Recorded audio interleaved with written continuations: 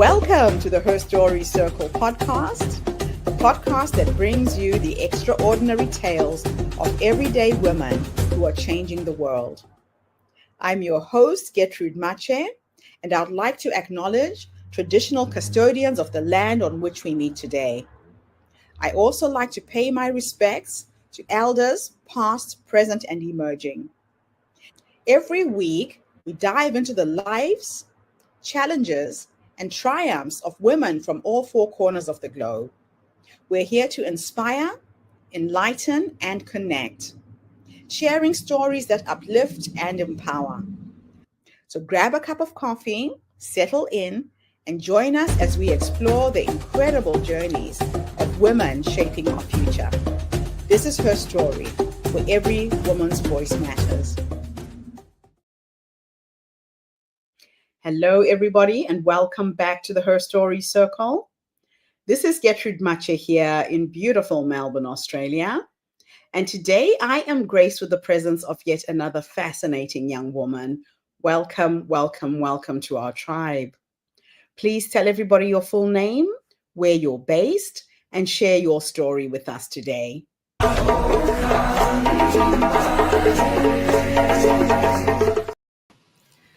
I'm Sid Simone, and I am based in every part of the world because I get a chance to travel and tell my story just like I am today.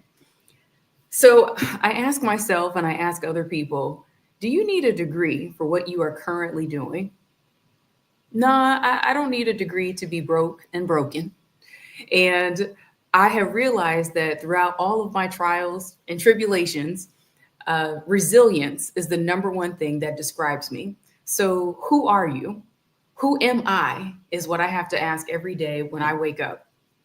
So the first day out of college, I had a meniscus injury that I had no idea was going to change my life.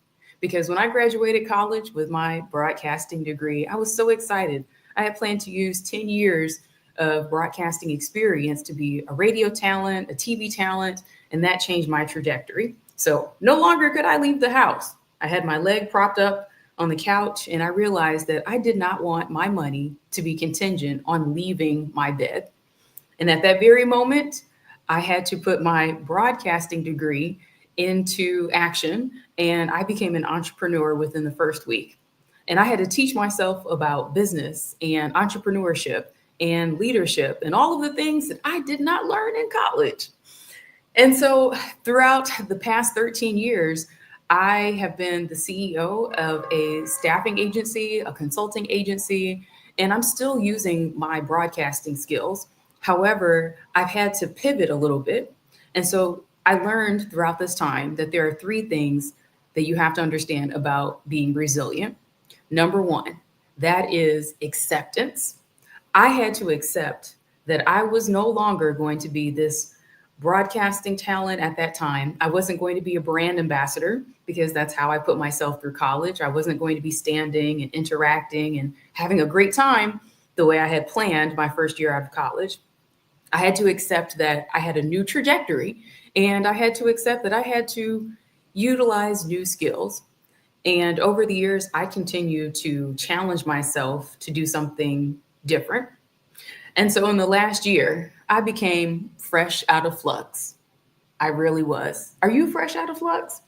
Because I feel like sometimes the flux are chasing me. I feel like I have no more flux to give. I feel like I am pushing through the flux. How about you? And so pushing through the flux, I became an international comedian. I took my same broadcasting skills, my same stage personality and presence, and I went to Ho Chi Minh City, Vietnam. And I decided to challenge myself to get on stage and start telling jokes because that's how I felt about my life. My life was a joke. Here I am, experienced. I have all of these degrees, certifications, languages, and yet and still, I have not been compensated for my work and my energy and my time. And I felt like this is ridiculous and it's funny. And I was so fresh out of flux that I decided to start telling jokes. And throughout this time, I have encountered so many other people that they didn't know they were fresh out of flux too. And so I started the comedy tour. And there are days that people will ask me, like, when did this girl become funny? When did she become funny? I've always been funny. I just didn't know I was funny, and I had a platform to utilize it. So I had to accept that I had skills that I did not know I possessed. And I started to pivot and utilize them in a different manner. So I continue to change. So the second element about resilience would be organization. I've always had an option A through D because throughout being a journalist, I learned that sometimes that story may not come through. As an entrepreneur, I learned that all of the sales that I started pursuing, all of those accounts, all of those people that promised that they were going to be a client, they didn't do it. Especially don't rely on your family and friends. Okay, that's like the worst. So I had to get into a state of mind that I always need to have an option to get out. I need to have a way to pivot. So if option A doesn't work out, then immediately I go into option B. So being organized, that means that, again, go back into acceptance. You have to accept that the current state is not going to happen. And in many times, I feel like I meet so many people that focus so much on the past that they can't see their future.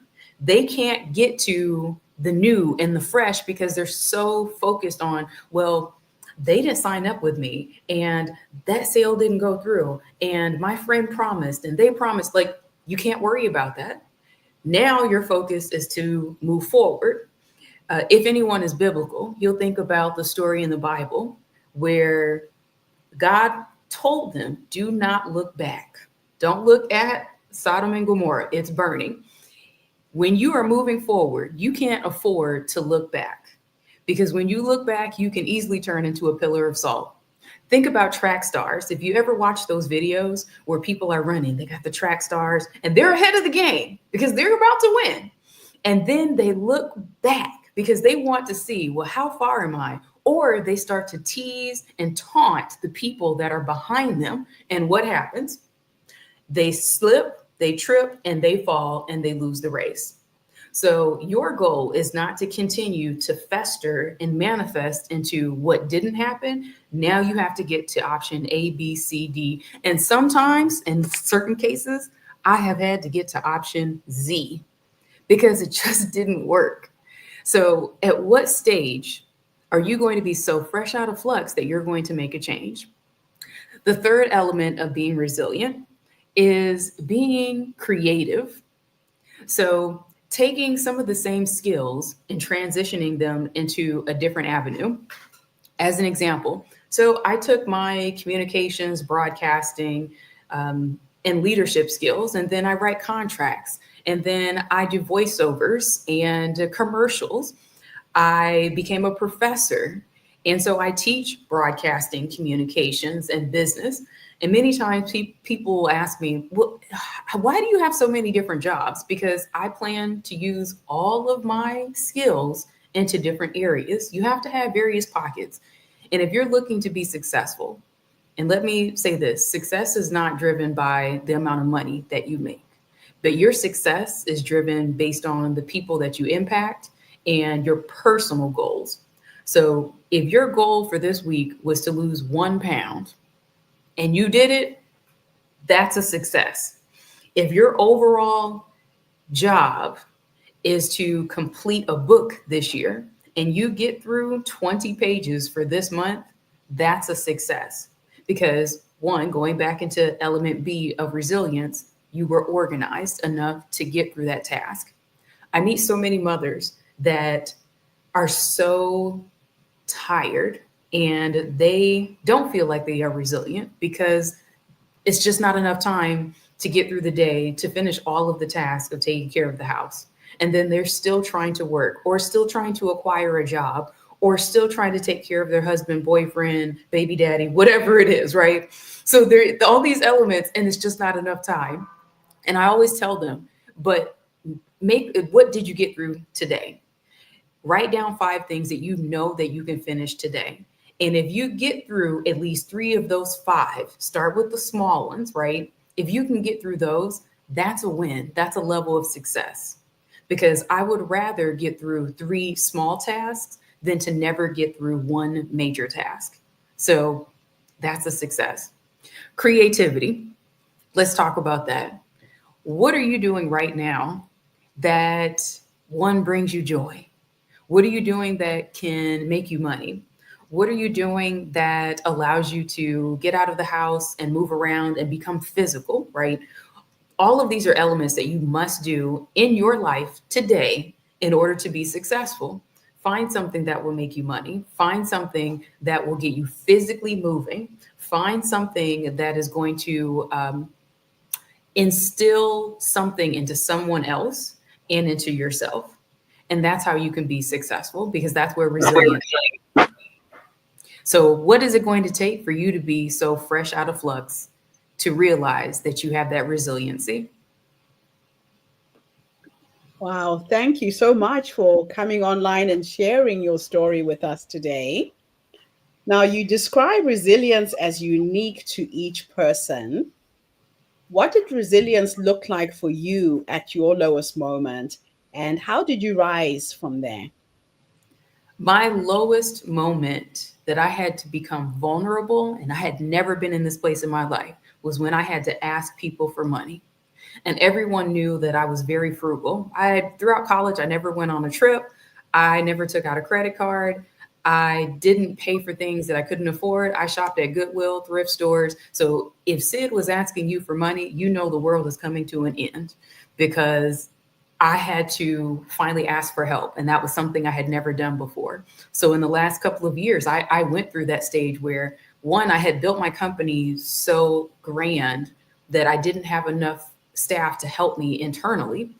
And I was overwhelmed. I had a lot of clients that had abscond from paying me, and legal fees were building up and so on. And so I had to ask for help. So my lowest point was asking close friends who were my family, because I don't have family, biological family. I had to ask for money. And I also went through a time of shifting where I had to go back and sleep on cold floors in the middle of winter, where there was no electricity, no heat. It was 12 feet of snow outside. And I lied on the floor with a blanket and said, I'm not doing this again. I will never put myself in a position where someone else takes advantage of me because I'm trying to help them. That was my resilient point. That's how I knew I could call myself resilient, because instead of me giving in, I went through. I made it through and I figured it out. Now, you started your business despite your injury and graduation. What drove you to dive straight into entrepreneurship under such pressure? Realizing, with my knee propped up on the couch, realizing that I didn't want my money to be contingent on leaving the house, that was the element. And so my company was remote long before being remote was a thing and before it was cool. And back in 2012, so many people did not understand or accept remote work, because it was like, you need to come into the office. And how do you have a staffing agency and a consulting agency and you don't have people coming in? I don't need to interview people live on site, as you and I have demonstrated today. I can give you a job virtually. So realizing that I had to accept, that was the first part of resilience. I had to accept that I was not going to be able to leave the house, and I could not sulk within the moment. Just had to make the most of it. That is so crazy. Comedy became a global stage for you.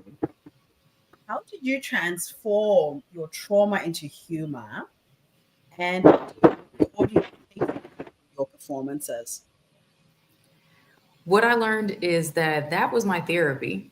And sometimes I start many of my sets with, thank you for joining my group therapy session today. And I keep a book with me, because a lot of comedians, they try to remember everything. Guess what? I'm not going to try to remember. Okay. And for ladies that are going through menopause and any other brain fog issues, I don't even push myself. I'm not going to remember. So it's part of my homework. to keep that book with me and to write down some of the traumas that I experienced traveling across the world as a female traveler, as a Black female traveler, and talking about the cultural differences and the foods that I experience and the struggles of being vegetarian in a country that loves pork and beef and snails and snakes. So trauma can be funny if you do it right. And I feel like life is meant to be enjoyed, right? So why not laugh at it? And I don't like pointing fingers at other people. So I would rather self-deprecate. So I talk about me and I talk about things that I've gone through. But then I also point to people in the crowd. So my crowd work is really good too. I love that. That's quite a skill, thinking on the spot. Now, you are a woman of many hats. You've been a professor, a business owner, a comedian, a political candidate, and more. How have you managed to keep reinventing yourself? That resilience is has allowed me to reinvent and change the wheel and pull from different elements of my life and personality. And so within that, I spend a lot of time with self awareness. So that's like the number one thing that you can describe me as being self aware. I know the good, the bad. I know what triggers me. I know what annoys me. And so I feel like being able to tap into that creativity allows me to pivot and to pivot easily. It's like being a chameleon. And also within my acceptance, I accept other people where they are. And so my mother was a teacher for 35 years. So was my dad, my uncles. I was raised in a family of education. Clearly, we like to elevate people. We love to see people grow and learn. And growing up, people would ask me, don't you want to be a teacher like your mom? No, I don't want to do that. Oh, look, I wanted to be a lawyer and I wanted to be a journalist. But I learned in my self-awareness and self-acceptance that it wasn't the teaching. I just wasn't built for K through 12 teaching. I was built for more of collegiate adult learners and non-traditional students. So I love being able to watch people take a skill or help them identify a skill that they didn't know they had. And so I feel like in running my company, that's what I've done. I can look at your resume and say, okay, well, you have these skills and responsibilities, but have you ever considered a different title? And I see that over the years of being in talent acquisition, many people are so stuck on their title that they don't know how to pivot into a different role. So as an example, if you're a great writer, all you think about is, okay, I want to be a copywriter, but guess what? You can be a grant writer. You can be the head of an after school department because a lot of what they do is writing standard operating procedures, writing grants. So for me, it starts with creativity and just accepting who I am and what I have to offer. I remember when we talked before the podcast, you said that grab every opportunity like a falling snowflake. Can you share a moment where you almost missed one and what happened when you didn't? Grab every opportunity as if it were a falling snowflake. My favorite quote that I started in 8th grade. I can't, an opportunity that I let pass by is the opportunity to say no. Because in building my business, I would always say yes. Yes, I can offer that discount if you spend so much. Yes, I can provide that staff. Yes, I can help you. Yes, I can give a discount to my voiceovers. I usually charge $500, but I can give you a discount for $250. I know you. It was always me saying yes. I missed out on the opportunity to elevate my business in a manner that it deserved to be in by always trying to help someone else. And I feel like many times as a woman and as a Black woman, we get put into a position where people make you feel less and make you feel like you're supposed to give them a discount and you're supposed to give concessions. And I have stopped. And that's part of being fresh out of flux. I am no longer taking the less than, the subpar is no longer acceptable. And within that, I decided to write a book and become an author. again, me pivoting and taking some of the same skills, I wrote a book called I Didn't Screw the Mayor, He Screwed Me. And it is a fictitious adjacent story about experiences from a businesswoman who just got to the point of being tired of taken advantage of by a municipality that had a history of not paying people. And so at this stage, it's like, how many times are you going to take advantage of a woman and a Black woman of the community? And so that's where this book transpired, because I got to the point where I shut everything down and said, I'm writing this book. I have enough content. And it was a way for me to creatively and safely have an outlet to exhaust my story. Wow. Now, you have done so much with your life. You've built your life around healthy practices like veganism and meditation and fitness. How did wellness help you survive stress and workplace trauma? My mental, emotional, and physical wellness, I learned something every 6 months about it. And I am proud to be a vegetarian of 29 years this year in October. And this, what we put into our bodies 100% changes your mental state. And I look back, even at this age, I look back at if I had not stopped eating meat at the age, like in primary school, if I had not stopped then, even more struggles that I would have. I see that the hot dogs and the hamburgers and the hormones that are in those foods that I was consuming at a young age, that's why my cycle started at the age of 9. That's why I had different issues like with weight at a younger age. It has a lot to do with some of the struggles now where I don't consume any meat. I limit alcohol. I exercise 5 to 7 days per week.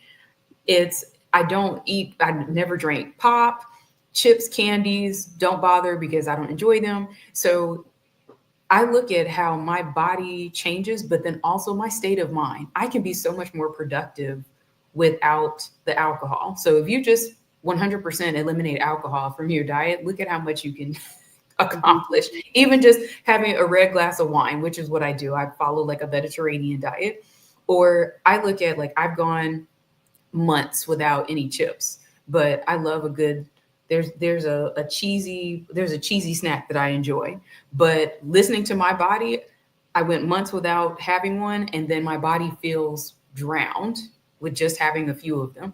So being particular about what I put into my body can definitely keep me focused, but it has also kept me from a lot of illnesses, specifically with me traveling. So I traveled to film Flavorful, which is my vegetarian cooking show. We travel all over the world and highlight vegetarian cuisine. You won't know it's vegetarian until you're just like, you know what? I haven't seen any meat on this show. And so I want to show people that like you can eat healthy and you can eat delicious foods and still drink your wine and your cocktails and have a great time. But I would say that because I'm not eating a lot of street foods, I don't eat a lot. I don't eat pork. I don't eat snails. I don't eat these things. That has kept me from a lot of foodborne illnesses. And I have evaded some of the illnesses that you can see spread across the world because I'm not exposed to them. So a healthy diet has allowed me to escape not being in the hospital in some of these countries. I love it. Now, you've broken so many stereotypes. You're a Black woman, you're single, no kids, solo traveler, vegetarian, entrepreneur. What do you want the world to understand about breaking the mold? What I want the world to understand about breaking the mold is that they can do it too. And to not judge other people for doing something that is considered out of the box and things that are deemed stereotypical. Because I became a professor at the age of 24. I bought my first house at the age of 30. I had an MBA before I was I had my MBA at the age of 26. I started my business and I became an entrepreneur at the age of 22. And so those are things that I wasn't exposed to. It wasn't like it was beyond my concept. You know, everybody in my family was educated. You were going to get a minimum of a bachelor's degree. But someone pushing that on me was not how I was raised. So I feel like sometimes you just have to delve into a new element, be curious, be explicurious. Yes. And that's what I teach my students. And that's what I wake up every day, be explicurious. And so being explicurious, what that means is being explorative and curious simultaneously. Many of my college students annoy me because they don't read, and then people don't read. And what I've learned traveling the world, I'll go into a store and there will be a sign that will say, "Hey, free groceries today," or "Download this app and we're going to give you, 25,000 dong or pesos or whatever the local currency is," right? And because people don't read and they're not curious, then you miss out on the opportunities. Yeah. Or I have when I was in Portugal, as an example, I'm just walking the streets.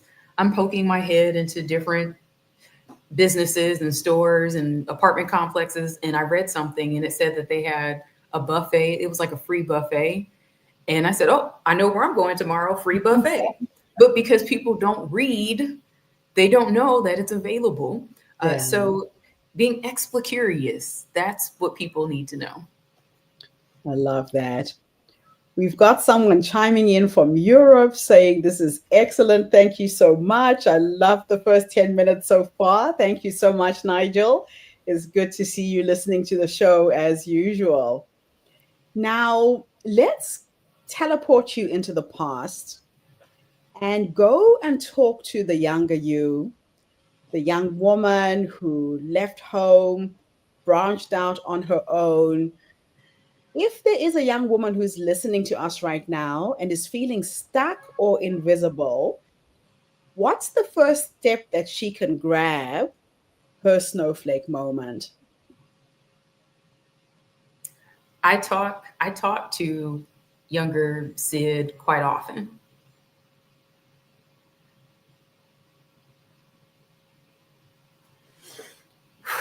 Emotional moment, because if I could go back and talk to her, I would tell her, "Girl, have a seat. You are working way too hard. You're taking on," I would tell her, "Don't take on any more internships without getting paid. Do not discount your value. Do not discount your services. The moment that something does not feel right, stop." I tell her it's okay to say no, but then also it's okay to say yes. It's okay to say yes to yourself. It's okay to say yes to, "I need more time. I need help. I don't want to do it." And so it's like all of those things. When I talk to younger Sid, if I could go back, she would be even more fearless and be more confident and realize that having a bunch of resumes, doing all of this work will get you nowhere. Investing in yourself and investing in your emotional time, because I needed more time. When I first started my business, I went literally 48 to 72 hours without any sleep, just trying to build my company and teach myself something that college did not prepare me for. And I was by myself. I've never had a mentor. I've never had any type of mentorship, despite the fact of looking for it. So younger Sid has always had to be a mentor to herself. I was the only child. So my level of independence is extremely high. And my mother raised me that way because she was independent. And so she had to learn so many things on her own too. So it's an emotional time, because I look at how much time did I waste and how much money did I lose out on because I was trying to give myself to other people. Wow. Now let's teleport you into the future with the last question.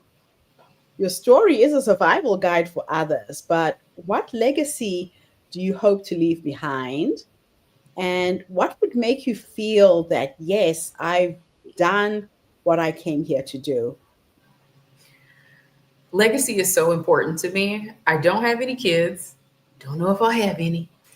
But I want to leave a legacy of people knowing that when you hear my name, when you hear Sid Simone, it is associated with someone that is reliable and trustworthy and consistent and organized and invested in people, invested in herself.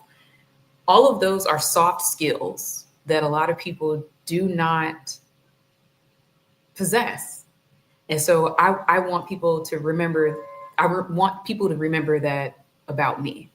And then also remember that I was an investor of businesses, different elements of life, education, and that my success was not based on my money. It was based on the people that I helped. And I remember in my first radio show where someone called in and said, you know, my son is missing, totally was off topic. But by the end of that show, that student that had been absent from the home for 3 weeks, he went home 30 minutes later. At that moment, I knew that my voice could make a difference and that I could change somebody's life. So if somebody watches this today, maybe I inspire you to say no to that client that literally keeps stringing you along. They're not going to spend the money. And anybody that continues to ask you for a discount or they make these empty promises, you haven't lost something that's not in your possession.